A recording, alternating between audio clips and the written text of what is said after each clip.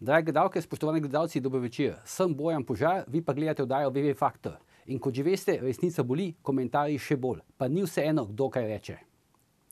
Zdaj že razvpita Dijana Đuđić, 32-letna pravnica in podjetnica iz Republike Srpske, ni dala spornega posojila samo stranki SDS, ampak je financirala oziroma kreditirala tudi ljudi, ki so zelo blizu Milana Kučana.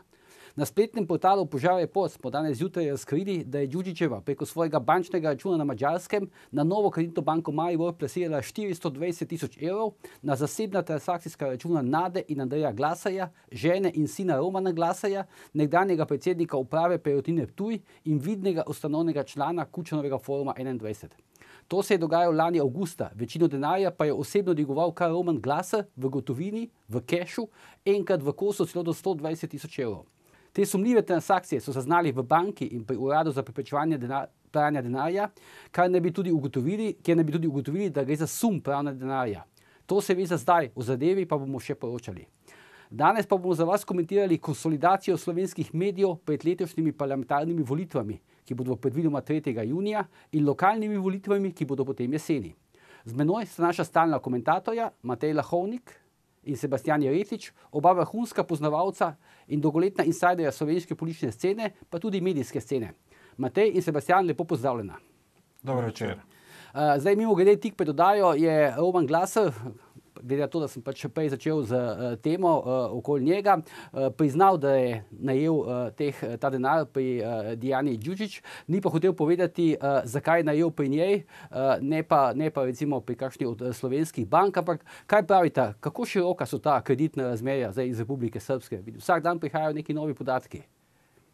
Matej. Jaz bi rekel, da je to najbližja davčna oaza Sloveniji. Ne? To je 2-3 ure stran od nas, dosti lažje dosegljiva kot vse ostale, in v tistem kaosu, v tistem zavetju Balkana je seveda dosti lažje prikriti številne zadeve, kot če vzameš kredit na banki. Zdaj, če smo realni in ne moraliziramo, davčne oaze oziroma take cone so seveda katalizatorji svetovnega gospodarstva in bom rekel, nič hudičevega. Pravijo, da v srednjem veku je bil Piran nekako davčna oaza za Beneško republiko. Imamo v Trstu, če ne vem koliko ljudi ve, dejansko offshore cono v samem pristanišču. Skratka, to so neke take cone, ki za navadne ljudi niso dosegljive, verjetno tudi jim ne pridejo sploh na radar. Razni poslovneži pa to lahko uporabljajo za, bom rekel, prikrivanje nečesa, kar je v Sloveniji mogoče, torej pošteno pridobljeno, ampak bi bilo nekako grdo gledano, ker pri nas uspešne ljudi nimamo tako radi kot mogoče v kakšni drugi državi, ali pa seveda tudi za kriminalne posle. No, navadni ljudje poznamo duty free, ne? Recimo, ne. Matej, ampak, oziroma Sebastijan, ampak zdaj eno so pač te davčne oaze, ampak drugo, kar recimo je veliko vprašanje zdaj za čigav denar, pa se pa tukaj sploh gre, ne, recimo, če pustimo pač, lahko govorimo načeloma, ne samo okoli teh konkretnih primerov, ali gre to za denar, ki je šel iz Slovenije in se zdaj na tak način vrača nazaj v državo, ali gre dejansko za denar, kaj pa vem, no, recimo podjetnikov iz Republike Srpske. To je stvar za organe pregona in obveščevalne službe. Ne? Mogoče se pri nas res tudi obveščevalne službe premalo izkoriščajo za pridobivanje takih informacij, ne samo takrat, ko stavkajo, ampak tudi nekako v rednem obdobju. Ampak jaz mislim, da treba primer po primer preveriti in pregledati. Ne? Tukaj je zdaj recimo zanimiva iniciativa. Tvoj občutek, Sebastijan? Težko rečem. Določen denar je zagotovo tak, ki je zbežal iz Slovenije na neke kriminalne načine in se sedaj vrača, ker bi ga radi imeli bližje domu, čeprav bi jim bilo mogoče bolj pametno investirati v kako oddaljeno državo in živeti od dobička od tam, ampak ljudje, tle odloča tudi psihologija, tle ni samo racionalno vprašanje, verjetno raj kupijo nekaj v bližini, kar lahko vsak dan vidijo. Ne? Nedvomno je ogromno denarja odteklo iz Slovenije, to so razkrivali številni, med drugim tudi naš komentator Rado Pezdir. Skratka, verjetno se velik del tega denarja zdaj tudi vrača. 75 milijard evrov, ne? Matej, kakšno mnenje imaš pa ti, za čigav denar gre to? No, bistvena razlika je pravzaprav med tem, ko se je zadolžila SDS in pa med tem drugim primerom gospoda Glaserja. V SDS-u bi moralo biti ali pa je bilo vsakomur jasno, da bo ta informacija prišla na plan. Ne nazadnje so to sklenili pri notarju in tudi vse v zvezi s političnimi strankami je pravzaprav informacija javnega značaja. V primeru gospoda Glaserja je pa verjetno zgodba tukaj precej drugačna in ni pričakoval, da bo ta informacija prišla v javnost in verjetno je mogoče sklepati, da je sedaj tudi precej bolj, kako bi rekel, nezadovoljen zaradi tega. Očitno verjetno je verjel, da bo pač ta transakcija ostala skrita. Sem videl, da je po teh njegovih izjavah za nekatere druge medije, sem videl, da je rekel, oziroma napovedal je neke ustrezne postopke, očitno je imel na banko, ne, da bo pač zahteval preverbo tega, ali banka poslovala v skladu z načelom bančne tajnosti. Ampak kako daleč recimo lahko pride v teh postopkih, gospod Glaser? Ja, predvsem ta njegova izjava res kaže na to, da je zelo razočaran ali pa vznejevoljen na tem, da je prišla informacija v javnost in to pravzaprav potrjuje tisto, kar sem prej dejal. Zdaj, kako daleč, predvsem je to seveda za banko v vsakem primeru slabo spričevalo, če je to prišla informacija iz banke, ampak vprašanje, ne, pri teh podatkih je vendarle v zvezi s temi transakcijami je vendarle vpleteno večje število oseb, tako da ni nujno, da je ta informacija prišla iz banke. Ja, ker o tem je, koliko jaz vem, je o tem že razpravljal Urad za preprečevanje pranja denarja, tako da je ta krog v bistvu Urad za preprečevanje denarja bi pravzaprav po službeni dolžnosti skoraj da moral spremljati te sumljive transakcije, ampak vemo, kako je s tem pri nas. No, bomo videli sicer, kako daleč je sploh prišel ta Urad preprečevanja denarja glede te transakcij povezanih z Romanom Glaserjem. Ampak zdaj, ker smo že, Matej, ti si omenil uhajanje stvari v javnost, no, smo že pri medijih, ne, tej tako imenovani konsolidaciji medijev. Zdaj, v tem času, recimo v zadnjem letu, dni pa pol leta, smo videli, da so se slovenski mediji pravzaprav konsolidirali, ne, in lastniško, in politično, in kadrovsko. Ne. Ampak načeloma, recimo, predno gremo v razpravo okoli konkretnih teh medijskih pozicij, ki so, ker pri nekaterih točkah ta konsolidacija si še poteka. Me zanima vaše mnenje o tem, ne, zakaj se pravzaprav sploh pogovarjamo o konsolidaciji medijev. A je to normalno, recimo, da govorimo o tem v kontekstu nekih volitev? Recimo, ker v Nemčiji, ker so bile volitve, pred časom razprave o tem, ali so mediji konsolidirani ali ne, ni bilo. Pri nas pa ta razprava je. No, tudi v kakšni drugi zahodnoevropski državi take teme ne pridejo na dnevni red zato, ker so tam mediji že prej tudi nekako politično popredalčkani večinoma. Ne? Torej, tam je popolnoma transparentno, na kateri strani je recimo kakšen medij, od Italije, Francije, Anglije do ostalih držav. Tudi pri nas zadnje leta lahko vidimo, da so določeni mediji transparentno politični in mislim, da je to seveda dosti bolj pošteno. Recimo vemo, da je Nova 24 TV pa Mladina za koga navija, lahko rečemo, in v takem mediju ti potem iščeš bodisi potrditev tvojega stališča, če si navijač ene strani, ali pa iščeš določena mnenja, okvir, neko dodatno informacijo. Ne? Ampak ti je popolnoma jasno, da ko čitaš Mladino ali pa gledaš Novo 24 TV, kakšno je politično ozadje. Dosti drugače je pri... Za hip te prekinem, Sebastian, včeraj sem ravno gledal intervju z Gregorjem Polžem, urednikom Mladine, zdaj, ki si ga pač omenil na prvem programu TV Slovenija, in on je pa se pa govori drugače kot zdaj ti. Ne? On pravi, da ne, da Mladina ni politično opredeljena, da je Mladina popolnoma neodvisna revija in da oni do vseh politikov oziroma do političnih strank imajo popolnoma enako odnos. Seveda, in potem svet zavija čokolado. Ne? Ja.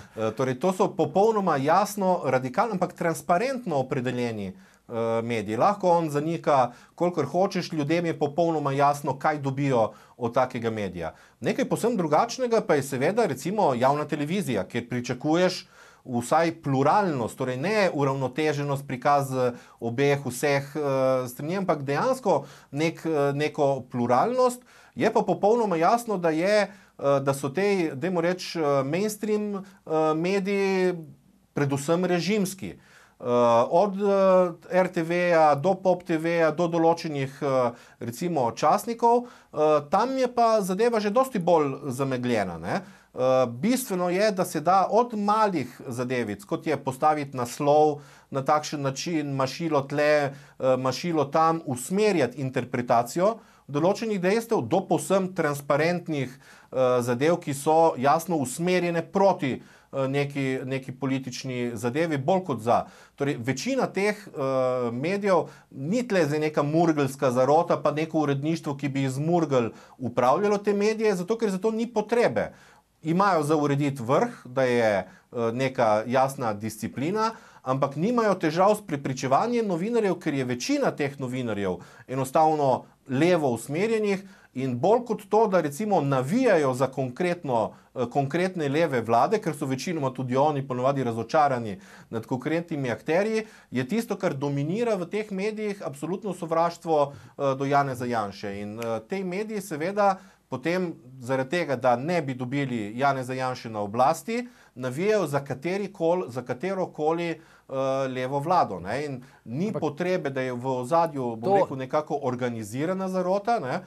Ker je dovolj, da se poštima vrh in novinarji znajo sami oddelati svojo nalogo. No, zdaj, ko govoriš o tem vrhu, ne, recimo Sebastian pa Matej, ne, to ni naključje, recimo, da so lastniki, ne, vseh teh velikih teh časopisnih medijskih hiš, Dnevnika, Večera in Dela, ne, postali recimo ljudje, ki so v eni politični opciji, ne.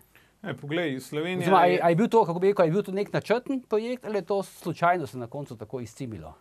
No, jaz mislim, Slovenija je tista država v Evropski uniji z največjim deležem državne lastnine. In lastniki medijev imajo v mislih predvsem druge posle, ne delati posle z mediji, ampak preko medijev. Jaz mislim, da trenutno to, da so ti dnevniki, Delo, Večer, Dnevnik tako izrazito naklonjeni tudi levi politični opciji, je pričakovano, ker tudi verjetno lastniki teh medijev si ne želijo nekega velikega obrata, ker bi verjetno morali iskati nove kontakte, nove vzvode, povezave do nove politične oblasti, če bi bilo do spremembe. To je en vidik. Drug vidik je pa ta, da v slovenska medijska krajina je res nenormalna. Če pogledamo Hrvaško, imaš nek Indeks, portal, ki je levo, nek Jutranji, ki je bolj proti sredini in Večerni, ki je bolj na desno. In je skratka ta mavrica zagotovljena. Medtem ko v Sloveniji ti Dnevnik, Večer, Delo so skoncentrirani izrazito na levici in zato jim pričakovano seveda tudi naklade padajo, tudi zaradi digitalizacije, ampak tudi zaradi tega, ker jih bralci očitno dojemajo kot vse bolj preveč jasno politično orientirane in pravzaprav nimamo mi v tem trenutku nekega Dnevnika, ki bi pa zadovoljil, bom rekel, tiste bolj desno-sredinske ali pa izrazito liberalne sredinske bralce. Ampak jaz mislim, da je razlog predvsem tudi v tem, da se skozi te medije lastniki delajo posel in da niso vstopili v lastništvo medijev zato, da bi z mediji zaslužili, ampak da bi zaslužili s tistimi posli, ki so povezani z drugimi državnimi projekti. Kaj, to se pravi, da potem medije uporabljajo samo to, da vzdržujejo aktualno politično oblast, pa da nekako suportirajo medijsko, javnomnenjsko svoje poslovanje? Zagotovo vsak izmed teh lastnikov medijev ima bistveno lažji dostop do ključnih politikov v državi, ker ti zelo dobro vedo, da so lastniki medijev in jim seveda godi, da imajo kontakt z njimi, računajo na določene usluge, zdaj ali kako do tega pride ali ne. Druga stvar, ampak v vsakem primeru zagotovo precej lažje pridejo do vzvodov oblasti, do ključnih oseb, ker pač politiki vedo, da so na nek način tudi imajo pod nadzorom medije oziroma vlasti mediji pa so slika. A so potem recimo, zdaj, ko govorimo o teh treh medijskih hišah, recimo Delo, Stojan Petrič, Dnevnik, Bojan Petan, pa Večer, Uroš Hakl. Zdaj vsi ti trije omenjeni so tudi v nekih določenih kazenskih pa predkazenskih postopkih. Ne? Vsi se lahko recimo zdaj, danes, jutri znajdejo na sodišču. Ne? A so zdaj tudi njihovi mediji oziroma lastništvo teh medijev je to predmet trgovanja za to, kako bi rekel, njihovo to pravosodno usodo?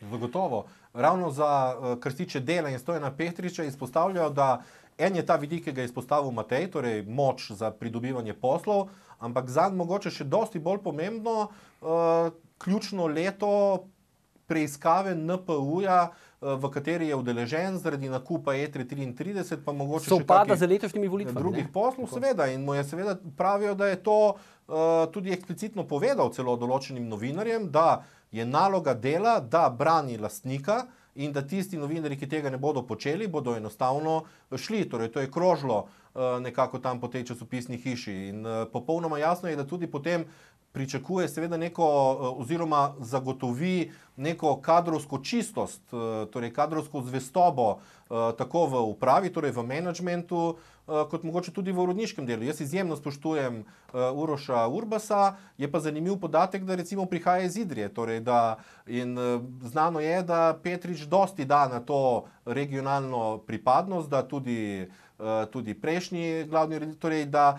veliko da na mogoče neke tudi družinska prijateljstva in na neko lojalnost, neko dolgoletno prijateljstvo. In njemu je seveda letos torej izjemno pomembno, najprej z vidika, kako bo potekala oziroma kako se bo zaokrožila ta preiskava, ki se že dolga leta vrti in je dolgo ležala v predalu, in seveda je tudi izjemno pomembno leto za pridobivanje poslov, ne samo na drugem tiru, kjer bo sicer takšen nadzor in javnosti, da bo res težko nekaj prikrivati in prikrajati določene, prikrojiti kakšen razpis. Zaradi oglasov te bo mogel malo skrajšati, pa gremo na oglase. V vsakem primeru mu je v interesu imeti ta medij. K Petriču, Delu oziroma Urošu Urbasu.